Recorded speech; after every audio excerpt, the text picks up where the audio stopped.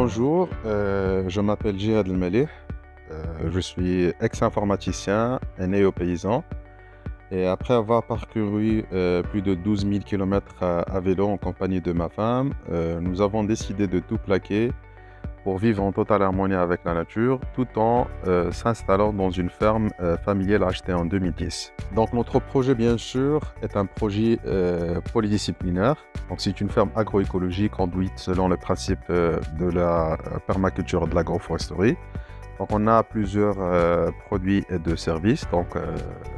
On produit des fruits, des légumes qui sont issus de semences paysannes de variétés anciennes, des plantes aromatiques et médicinales et des plantes aussi en pépinière, des plantes de maraîchage, des plantes de fruitières rares endémiques et des plantes de support, des fixateurs d'azote, des accumulateurs de minéraux, etc. Donc en termes de services, on organise pas mal de formations, de suivi technique, de design, d'initiation, de conférences, de débats, etc. Et le projet futur, c'est une ferme école. Donc après 10 ans d'expérience dans cette ferme, donc on a vu qu'il y a une grande demande sur les formations, les masterclass, etc. D'où nous avons eu l'idée de créer une ferme école sur 2 hectares qui va être dédiée à une forêt comestible, un système de production en agriculture synthropique, un élevage en plein air de poules pondeuses et poulets de chair, et aussi un espace dédié aux formations, aux grainothèques, aux bibliothèques, etc., pour aussi s'étendre à d'autres cibles, des petits-enfants, des petits paysans, des néo-paysans, des chercheurs, des ingénieurs agronomes, des institutions, des organismes, etc.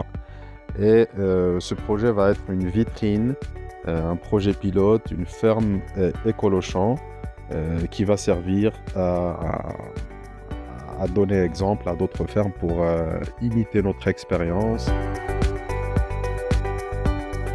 On a des collaborateurs, tous les cibles, des petits paysans, des organismes, des institutions, des ministères, etc., qui se greffent à notre projet, qui veulent aider, qui veulent voir, qui veulent imiter, etc.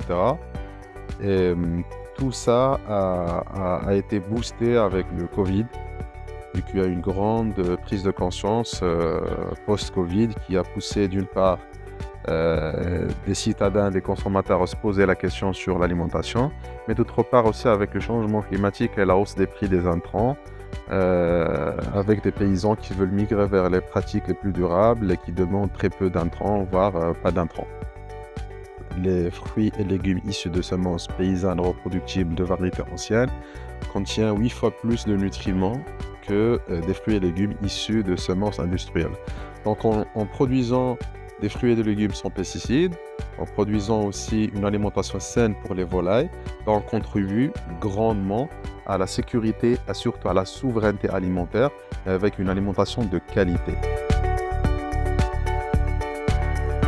Je leur conseille de démarrer doucement mais sûrement, mais de toute façon l'avenir est dans les champs.